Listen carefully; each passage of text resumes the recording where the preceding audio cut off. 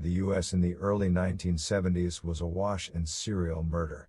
Indeed, by the decade's midpoint, FBI profiler Robert Ressler had coined the term serial killer after conducting several interviews with the likes of Herb Mullin, Edmund Kemper, and Monte Rissell. Ressler's in-depth penetration into the minds of sexual sociopaths led him to become the world's foremost expert on murder. Between 1972 and 1973, one of Ressler's monsters traveled the roads of Santa Rosa, California, looking for unsuspecting victims. During those years, at least 7 young women were sexually assaulted, tortured, and murdered by an unknown killer. Known collectively as the Santa Rosa Hitchhiker murders, this string of unsolved murders continues to haunt the minds of the Golden State's cold case investigators. Was the killer an infamous butcher like Ted Bundy or the Zodiac Killer, or was he just another no-name sadist who eluded justice thanks to cunning and a whole lot of good luck? Number 10. The murder of Maureen Sterling and Yvonne Weber. February 4, 1972, proved to be a tragic day in Sonoma County, California. On that day, 2 middle school students, Maureen Sterling, left above, and Yvonne Weber, right above, went missing. The pair, both aged 12 and students at Herbert Slater Middle School, spent their last night alive hanging out at the Redwood Empire Ice Arena. A little later, at around 9 p.m., both girls were seen hitchhiking on Guerneville Road. Almost an entire year would go by before Sterling and Weber's bodies were found. Following a small snowstorm on Thursday, December 28, 1972, both bodies were found 3.5 kilometers, 2.2 miles, from the rural Porter Creek Road, located in the Franz Valley Road area. Investigators at the scene concluded that the killer had to have had some kind of physical strength because he had lifted both girls across a ditch before throwing them down a 20-meter, 66 feet, embankment. The cause of death could not be determined. Similarly, nobody could say for sure whether either Sterling or Weber had been sexually assaulted. The police did, however, concluded that the girls had been murdered elsewhere and that their killer had kept their clothes, possibly as trophies. Number 9. The murder of Kim Allen. Unlike the killer's first 2 victims, Kim Wendy Allen was a teenager, 19, to be exact, and a college student attending Santa Rosa Junior College. On March 4, 1972, at 5 p.m., Allen left her job at a health food store in Larkspur to attend a night class. At around 5:20, Allen was seen hitchhiking at the Bell Avenue freeway entrance. She appeared to be heading north carrying 2 bags. Allen was also carrying a soy barrel with red Chinese characters painted on the outside.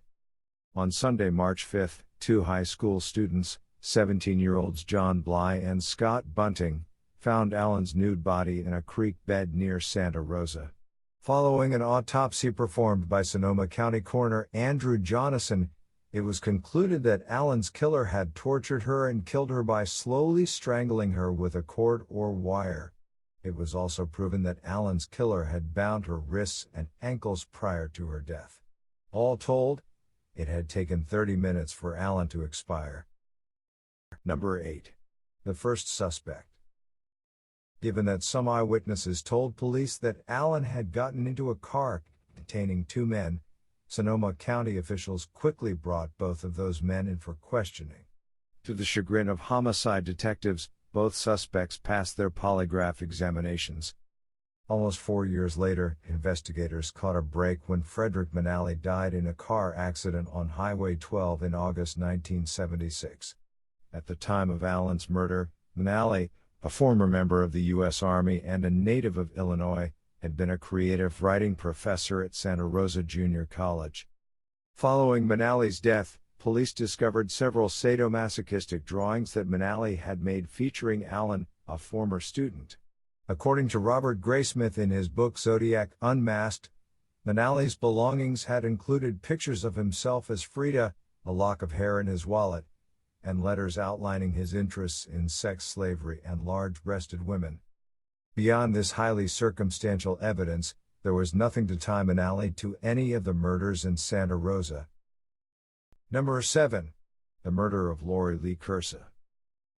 Middle school student Lori Lee Kursa was reported missing by her mother on November 20, 1972. It was proven early on that Kursa had deliberately run away from home. She was last seen with friends in Santa Rosa on the day of her disappearance. Less than a month later, on December 14, Kursa's partially frozen nude body was found by a couple out walking along Calistoga Road. Jonathan found that Kursa had been dead for 1 to 2 weeks, and he further concluded that Kursa's killer had thrown her body into the ravine off Calistoga Road. It was never determined whether Kursa's dislocated vertebrae injury had occurred before or after her death.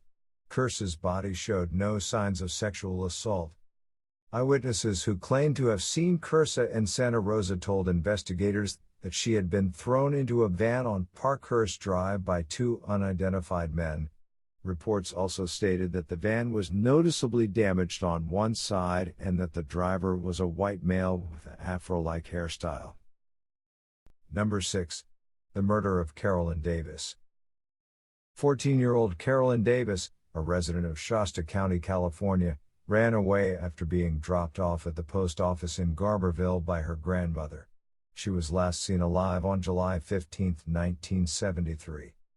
At that time, eyewitnesses saw Davis hitchhiking southbound on Highway 101. Davis would not be seen again until her corpse was discovered on July 31.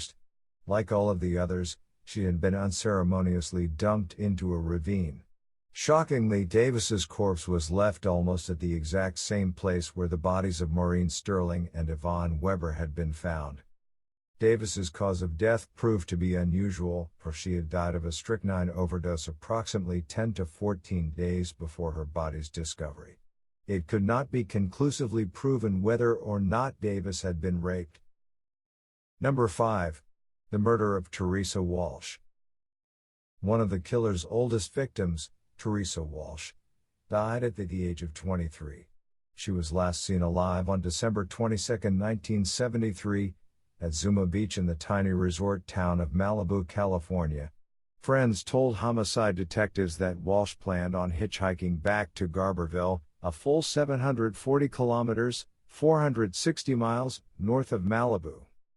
Walsh's corpse was found 6 days later on December 28. Boaters discovered her partially submerged underneath a log in Mark West Creek. This location connected Walsh with Michelle Way, a road that intersected with Lorraine Way in Santa Rosa. Evidence at the crime scene proved that Walsh had been hogtied by her assailant. She had been strangled by her killer a week before her body's discovery. It is also possible that the killer may have carried Walsh's body for miles prior to disposal.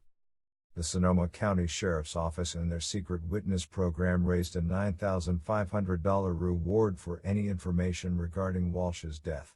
The reward money went unclaimed, and Walsh left behind a 2-year-old son named Denron. Number 4. The disappearance of Jeannette Kamahele. 20-year-old Jeannette Kamahele was a student at Santa Rosa Junior College when she disappeared for good on April 25, 1972. She, like so many other victims, was last seen hitchhiking on Highway 101 near the town of Kotati. Kamahele's friends all swore to the police that Jeannette, a graduate of Yokohama American High School in Japan, was not the type of person to just run off and leave everyone in the dark.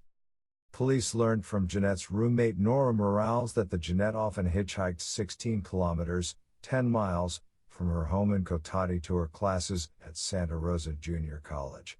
Police also learned that an eyewitness had seen Jeannette getting into a brown Chevrolet pickup truck.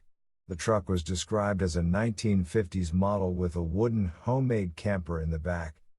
To this day, Jeannette Kamahele has never been found. Number 3. The Jane Doe of Calistoga Road. On a summer day in July 1979, the skeletal remains of an unidentified woman were discovered by hikers in a ravine off Calistoga Road.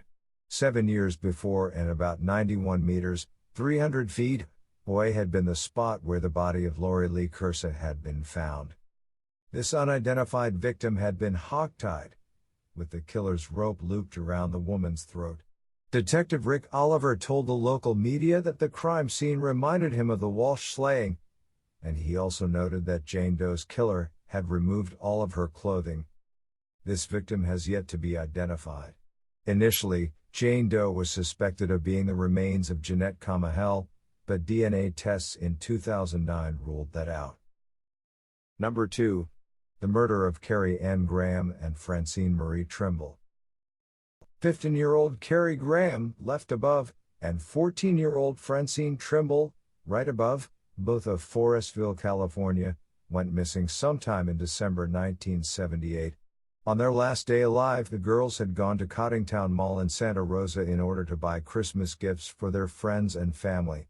In a strange turn of events, both girls would go missing on the same day but would be reported missing on different days. Specifically, Trimble's mother filed a missing child report with the Sonoma County Sheriff's Office in mid-December, while the Graham family did not report their daughter missing until Christmas Eve. As was so often the case in the 1970s, police officers believed that the girls were runaways. However, Trimble had been prescribed some medication following the removal of her appendix, and she had left this medication in her room on the day of her disappearance. On July 8, 1979, skeletal remains were found in a shallow embankment inside the Jackson State Forest in Mendocino County, California. Examinations of the remains found that both victims had been bound with duct tape and buried in plastic bags. These skeletons would not be identified as Graham and Trimble until 2015. Amazingly, friends and schoolmates of both girls had lived for over 30 years without ever knowing that the girls were even missing, let alone dead. Although Graham and Trimble are only suspected victims of the Santa Rosa murder, there is plenty of circumstantial evidence, from the use of a ravine to the fact that both girls were known to hitchhike, to suggest that they ran afoul of the unknown serial murderer. Number 1. Other potential victims and suspects. In 1975, the FBI issued an official report entitled Unsolved Female Homicides, an analysis of a series of related murders in California and Western America.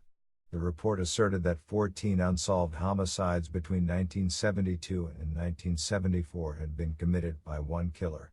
Some of these unsolved cases include the murder of 20-year-old Rosa Vasquez, who had been strangled and dumped in some shrubs near Golden Gate Park in San Francisco, 15-year-old Yvonne Keelantang, who was strangled to death while she was 7 months pregnant, 14-year-old Donna M. Braun, who had been strangled to death and dumped in the Salinas River, and 24-year-old Nancy Patricia Gidley, who had been strangled to death 24 hours before her body was found behind George Washington High School in San Francisco. Another possible victim of the Santa Rosa killer, 17-year-old Lisa Smith of Petaluma, had been abducted not long after hitchhiking on Hearn Avenue in Santa Rosa. Smith's disappearance was reported on March 20, 1971, and as of this writing, her body has never been found. In the decades since 1979, several high-profile names have been suggested as to the identity of the Santa Rosa murderer. Author Robert Graysmith put forward the idea that the Santa Rosa killer was really San Francisco's Zodiac Killer. Graysmith noted that some of the Zodiac's later letters contained Chinese-like characters similar to the ones found on the barrel carried by Kim Allen on the day of her death. A true crime magazine, Front Page Detective, published an article in September 1975 linking the Santa Rosa murders with the Zodiac Killer and witchcraft. For a time, serial killer Ted Bundy was suspected of carrying out a few of the Santa Rosa murders. However, a U.S. Department of Justice report published in 1992 ruled out Bundy's involvement due to gas receipts showing that Bundy had not been in the area on the dates in question. Arthur Lee Allen, the man who Graysmith believes was the Zodiac Killer, has also been named as a possible suspect. Namely, in Zodiac Unmasked, Graysmith notes that a police officer had informed him that chipmunk hairs had been found on the bodies of several Santa Rosa victims. At that time, Allen not only lived in Santa Rosa but was also supposedly studying chipmunks as a hobby. DNA tests in the early 2000s could not match Allen with any of the prints taken from the Zodiac crime scenes.